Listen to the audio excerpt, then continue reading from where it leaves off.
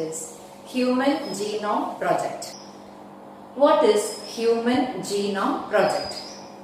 Okay, the name itself gives you the idea. Anyway, it was a mega project launched in the year 1990.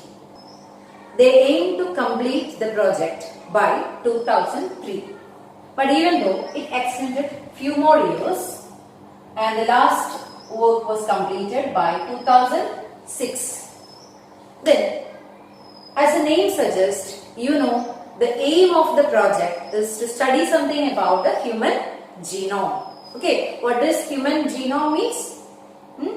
Our haploid set of genes represents our genome. That means 3.3 into 10 raised to 9 base pairs of DNA represent our genome. Okay, the haploid set is usually considered as the genome. Okay, so that is 3.3 into 10 raised to 9 base pairs that you already studied. Okay, approximately 3 billion. So the aim of the project, Human Genome Project, was to study the sequences of this many DNA base pairs. Okay, what is the sequences in the order? What are the sequences in the order? So what is the aim of Human Genome Project? To study and sequence the human genome. Okay, the mega project was undertaken by US Department of Energy, US Department of Energy and National Institute of Health. National Institute of Health. US National Institute of Health.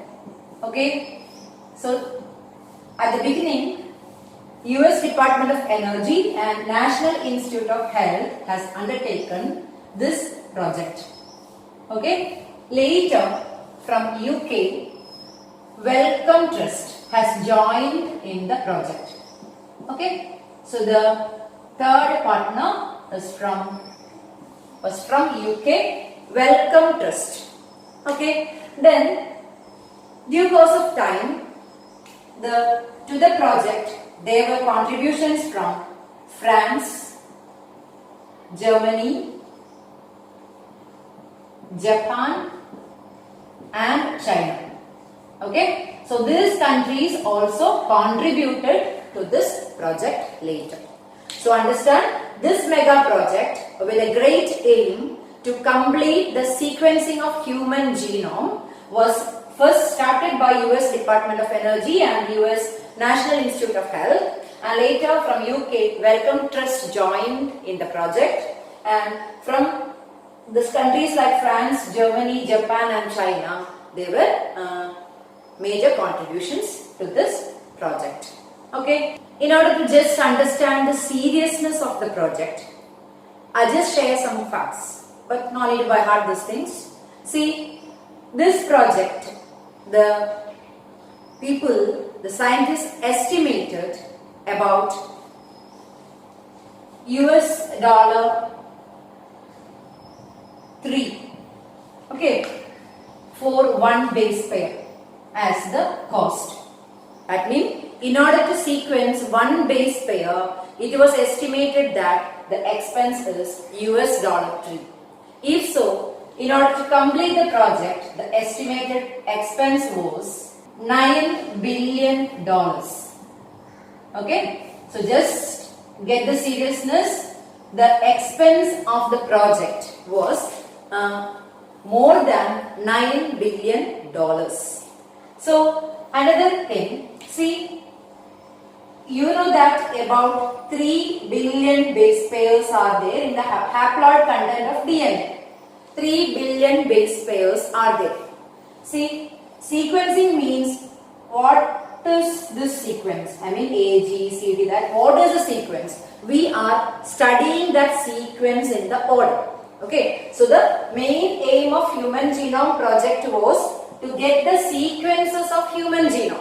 How many sequences are there? Around 3 billion sequences are there. So in order to store these sequences, okay, just get the idea. In order to store these sequences, if we use books to store the data, it requires 3,300 notebooks to store or to type the basis in the book. Means it requires 3,300 notebooks of 1,000 pages with 1,000 letters in each page.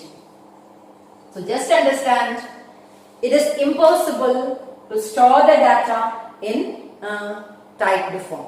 So what is necessary there is highly sophisticated technologies, okay, computational technologies.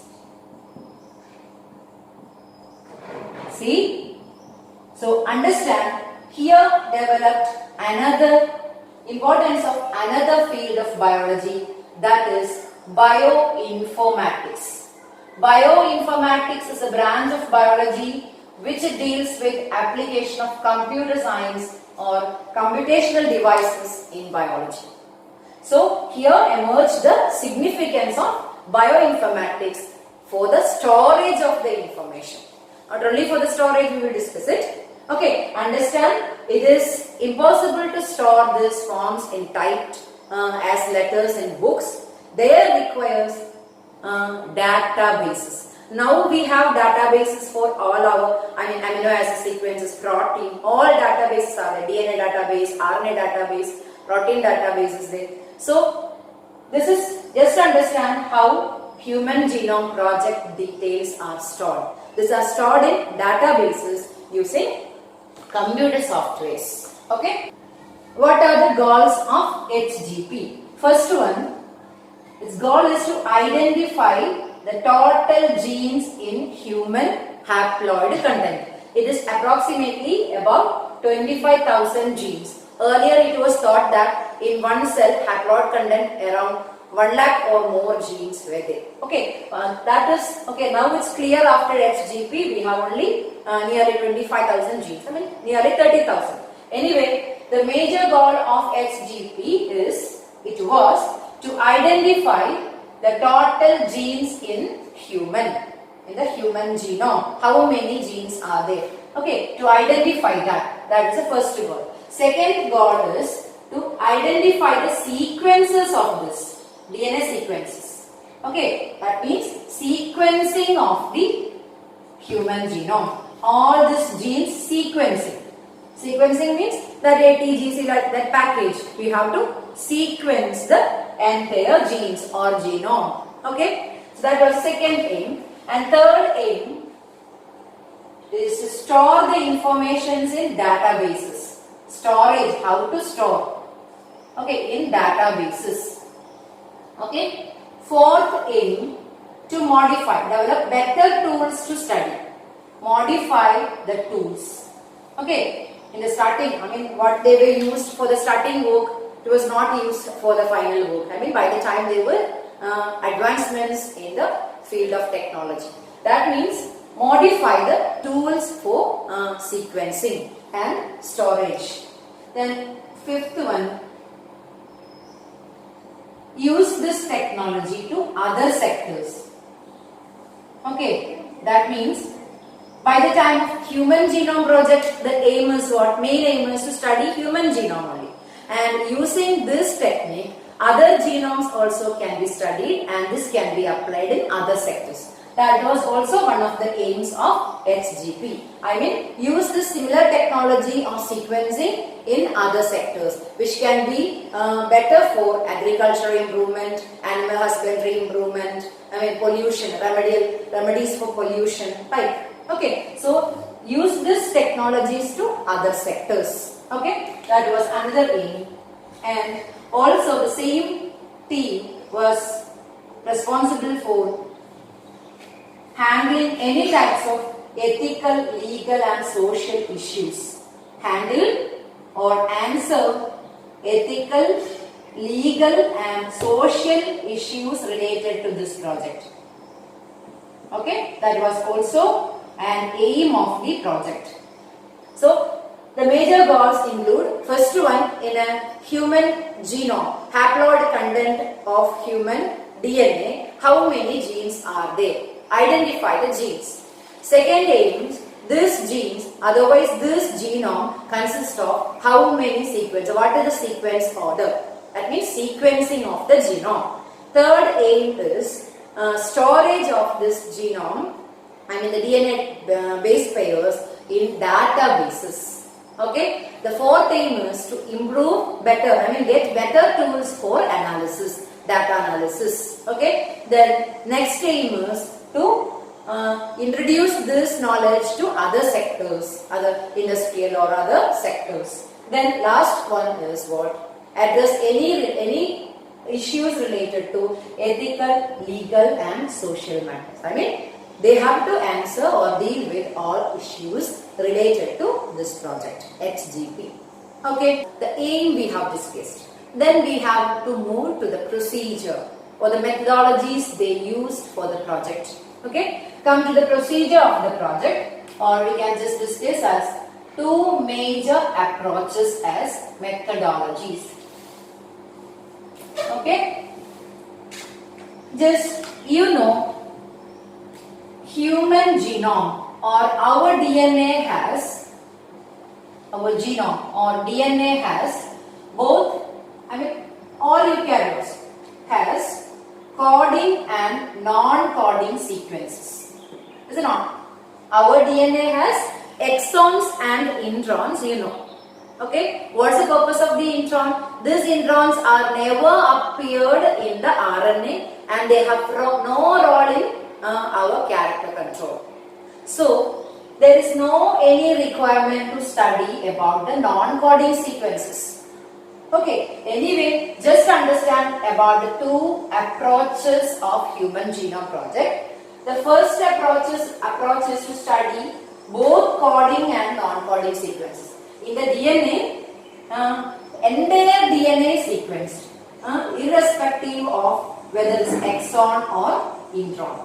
If all the DNA, both coding and non-coding sequences are sequenced and later the functional one, later the coding one is assigned with function, means that method is named as sequence annotation, SA.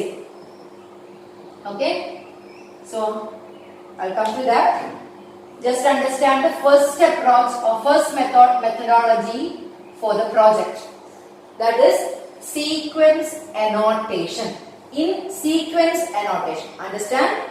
In sequence annotation, the entire DNA sequences, both coding and non-coding sequences are sequenced. Okay, all these regions are sequenced. Okay, but later the functional regions are assigned with the functions. Which are the functional ones are later studied. Assigned with the functions. Is it okay for you? In sequence annotation, entire DNA is studied and later the functional one is separated. And it is considered as a blind approach. You can just understand it is not necessary to study the major part which is not non-coding. We just require to study only the coding regions. So that is the second approach. That approach says, its name is expressed sequence tags. The second approach is expressed sequence tags. Means it is in short ESP. That means we have discussed already.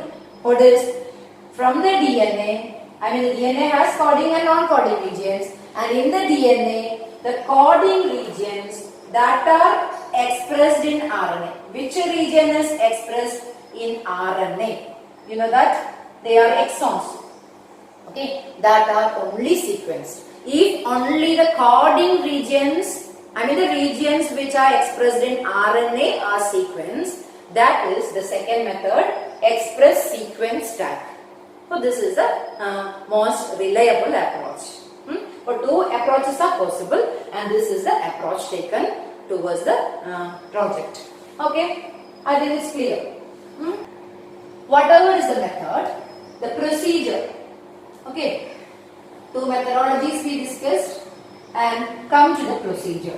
What are the steps in this particular project. How this organizations conducted this project, experimented. Okay, the first step is, see, the long DNA, 2.2 meters long DNA as such is not sequenced. It is impossible to handle the DNA and to sequence it in a form of a full length wire. Okay, so the first step was fragmentation of the DNA.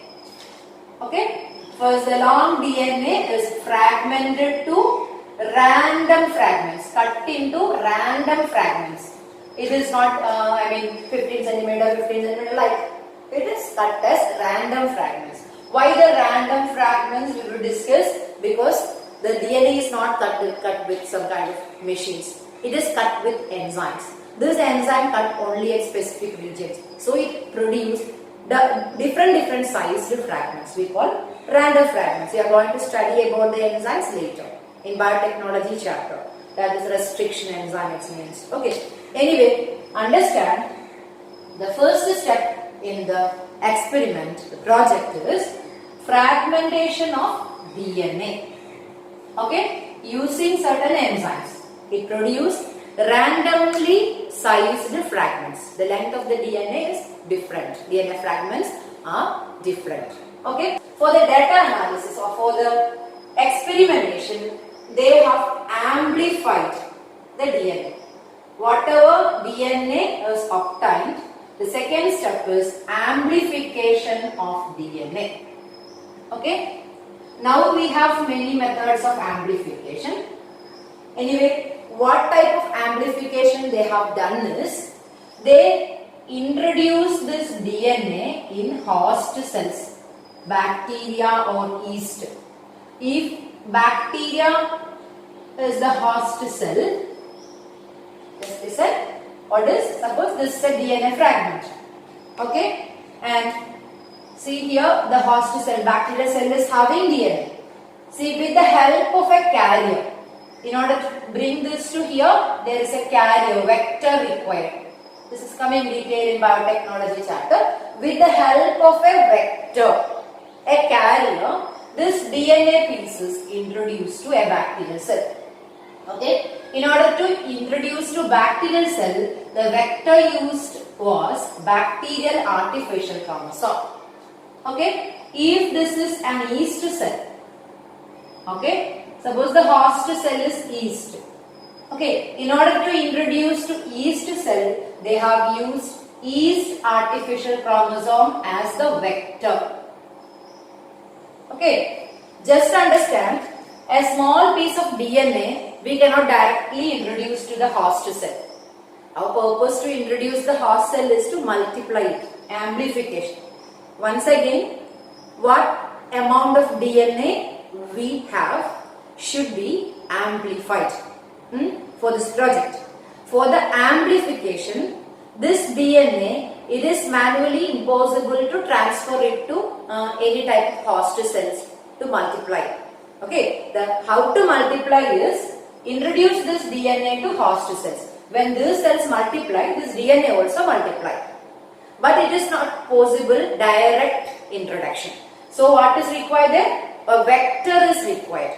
Vector to bacterial cell. Bacterial host is BAC, bacterial artificial chromosome. Vector to yeast host, yeast cell is yeast artificial chromosome, YAC. So this may be asked for expansion for your exam. BAC and YAC. What are they? BAC and YAC are vectors. These are chromosomes which can carry the DNA to the host cell. DNA directly alone cannot be taken into. Okay, there are techniques, we will discuss it in the biotechnology chapter. Anyway, for the human genome project, as a first step, they fragmented the DNA into random fragments. As a second step, they amplified the DNA into number of copies by introducing to host cells, bacteria or yeast, using vectors, through vectors like BAC and YAC respectively. Okay, that was the second step. Then third and most important step is introduction of the DNA, the multiplied DNA fragments, introduction of DNA fragments into automated DNA sequencer. Automated DNA sequencer. This is the device used. Okay. So, in the third step, working of the sequencer is not given for you. It's not required. Just study that these all amplified DNA fragments were introduced. These are introduced to a machine. This name of the machine is DNA sequencer, automated DNA sequencer. And this was developed by Frederick Sanger. Frederick Sanger. Okay? The same man has developed amino acid sequencer also. In order to produce protein sequencer, to sequence amino acid. Okay? So, once again, as a next step, all the DNA fragments obtained by amplification were introduced. There is a prescribed amount for this machine. Were introduced to a machine. Okay? Then that is automated DNA sequencer developed by Frederick Sanger. Okay? See, here comes the principle of this technique. How this sequencer works. What is the principle of the process? See, the DNA sequencer is not aligning the DNA sequences randomly here and there, not in a particular order. It is aligning or working with the help of based on certain sequences. Okay, that later you will study better in DNA fingerprinting, repetitive DNA sequences. Okay, what is the principle of this, technique, Human Genome Project? On which principle the sequencing is done? Okay, or on which principle this automated sequencer works? It works based on overlapping sequences or repetitive DNA.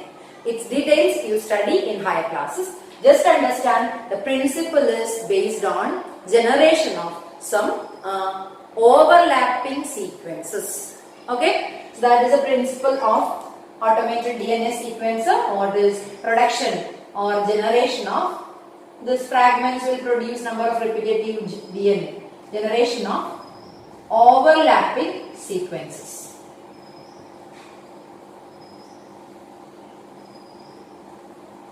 Okay, and this sequencing to find out is manually impossible.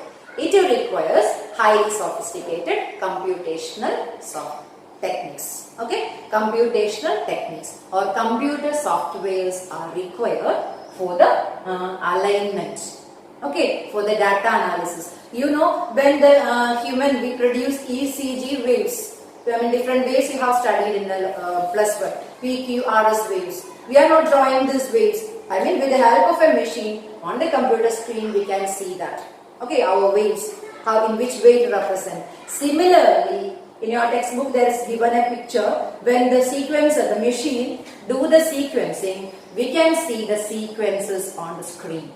Okay, there is a picture given in the textbook. Just see that. And it is mainly working on as reference overlapping sequences. Okay, and anyway, it requires highly sophisticated computational technologies. Okay, see, we have completed that procedure. Okay, at first DNA has to be fragmented. It gives only random fragments. These random fragments are amplified by growing in host cells, multiplying in host cells. Okay, these fragments are introduced to DNA sequencer. DNA sequencer works based on the principle of generating or overlapping sequences.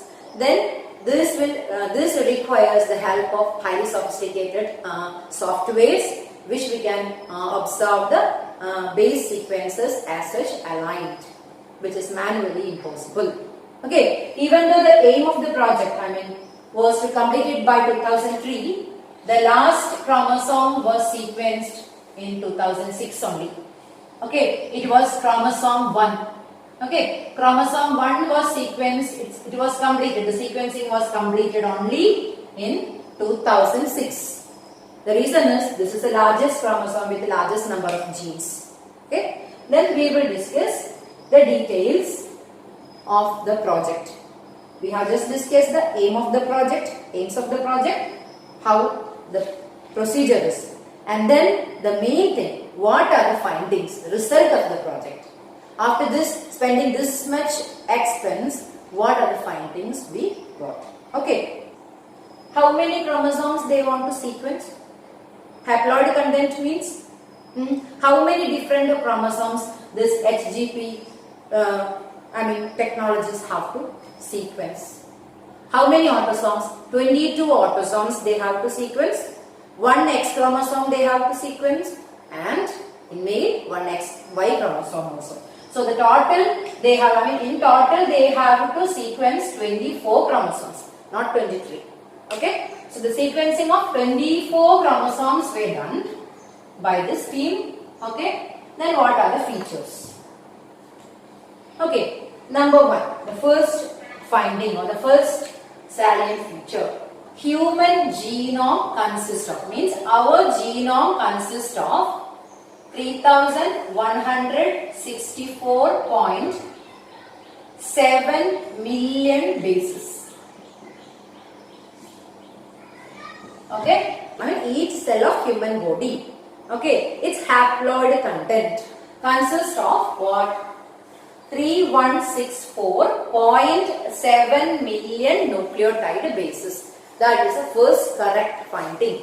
Okay. Second finding, for this many million bases we have, and how much region is one gene is next question. So second finding is an average gene. On an average, one gene means out of this many million bases, one gene means on an average consists of 3000 bases. 3000 bases. The largest gene is having 2.4 million bases. Then itself you know the average value will not be okay. So anyway, the largest gene is having this many bases. The largest gene name of the largest gene is dystrophin. The name of the gene is what? Dystrophin. What is special about dystrophin? Dystrophin is the largest gene in our body and its size is 2.4 million bases long. Okay. Then next feature. Earlier it was estimated that our one cell consists of more than 1 lakh genes. But after this project, it made clear that one cell has around 30,000 genes only. Our human genome consists of how many genes? Approximately near 30,000 genes are present in one cell. See, another important fact. See, this 30,000 genes are present in one cell of me and you and everyone. When we compare myself and yourself, my gene and your gene, 99.9% we are similar. That's another important finding of this human genome project. Okay, human beings are similar for their 99.9% of genes. You can easily understand it because what proteins I need, okay, the same proteins only you also need. All our functionings are same. Okay, we need similar proteins. In male, there are some differences. Okay, so understand 99.9% of genes are same in all individuals. The difference is in 0.1% only. That we will discuss in the DNA fingerprinting topic, our next topic. Okay, anyway, this is a great finding of this human genome project. Individuals are similar for 99.9% of genes. Another important finding of Human Genome Project, most of the regions of our genome exist as repetitive DNA sequences. This is once again, most of the sequences in the human genome exist as repeated sequences or repetitive sequences which repeat even many thousand times. Just for an example, if this is a long DNA, suppose here is a repeat GGTTC, a small, not like this, again lengthy, here just GGTTC is a repeat. I mean a sequence. This DNA sequence is repeated here, GGTTC. Here it is repeated, GGTTC. Okay, that means this kind of repeated sequences are many in our genome. And this may repeat hundreds or thousands times. That means, suppose this is a DNA sequence. It is a repetitive DNA sequence when it is repeated many times in our DNA. Simple.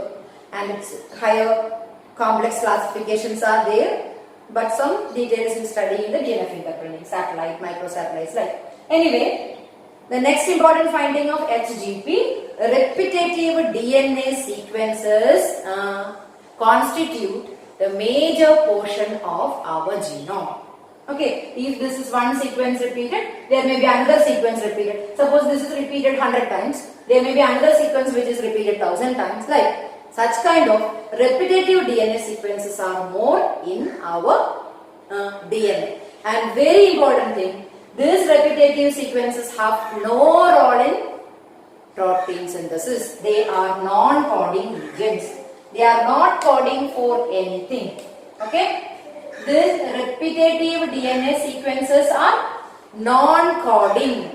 It will not code for any protein. So, do this one have any function in our body? That we will discuss later. These regions make our differences. I am different as me because of this repetitive DNA sequence. We will discuss it, okay? Some of other things are also there. Anyway, these repetitive DNA sequences are having no role in coding proteins. Then understand the next postulate, less than 2% of our DNA only code for protein.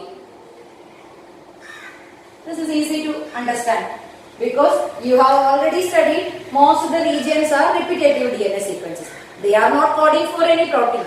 So, only very less region, I mean less than 2% of the DNA only code for protein. Very interesting fact, is it?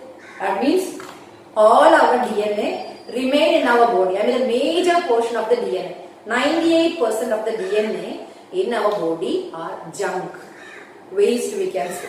I mean due cause of evolution, this might have accumulated in our body. Okay, when we were, our evolutionary history says that we have many ancestral history.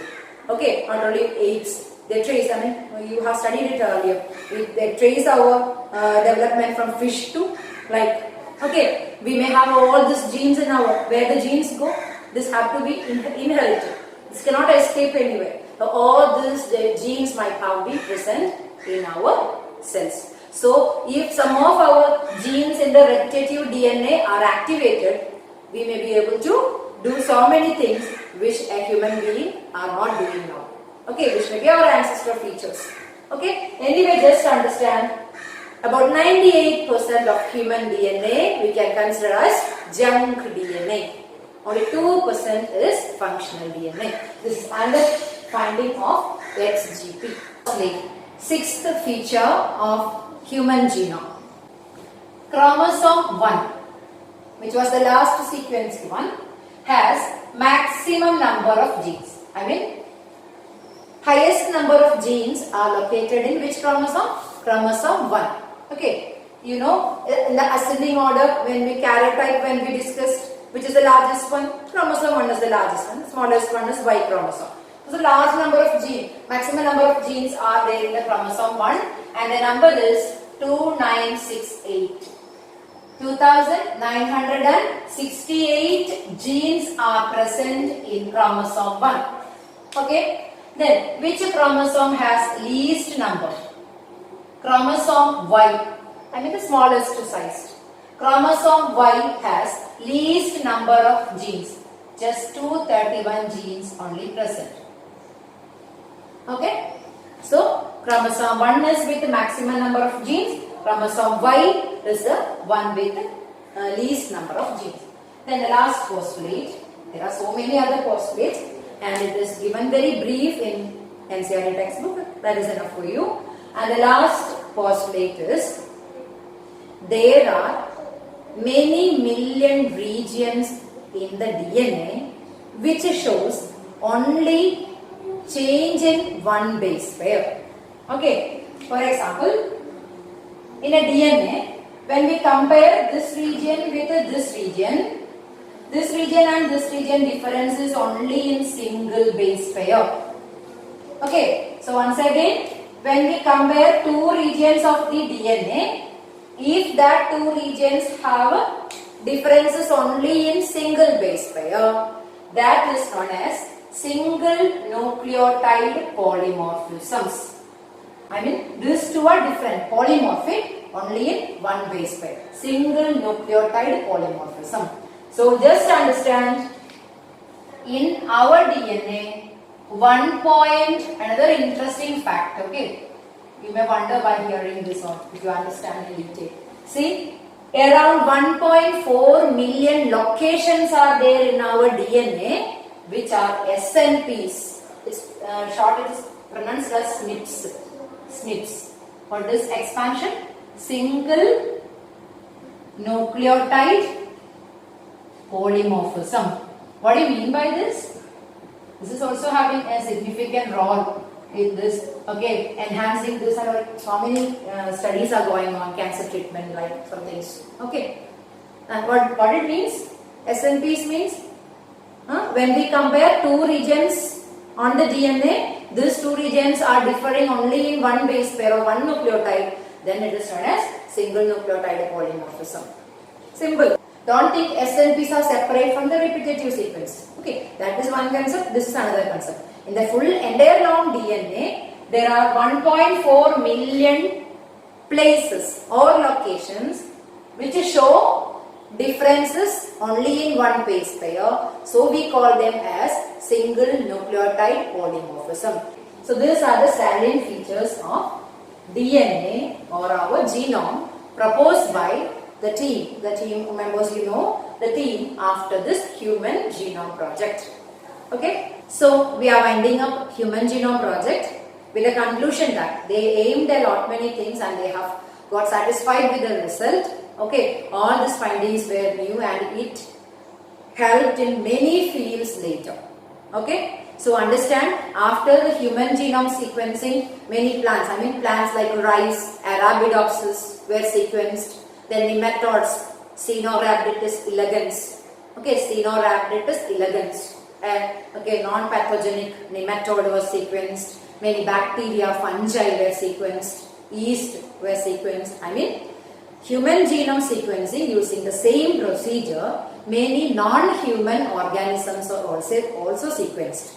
Okay, it was applied to another fields and it improved our agriculture, our bioremediation, bacteria used in oil cleaning, okay, bacteria used in environmental pollution control.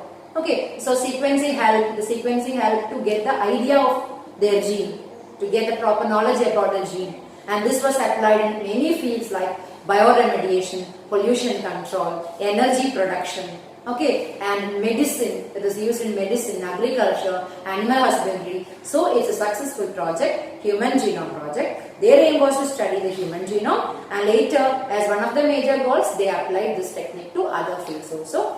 It had a remarkable role in all fields. Okay. So that is about the Human Genome Project.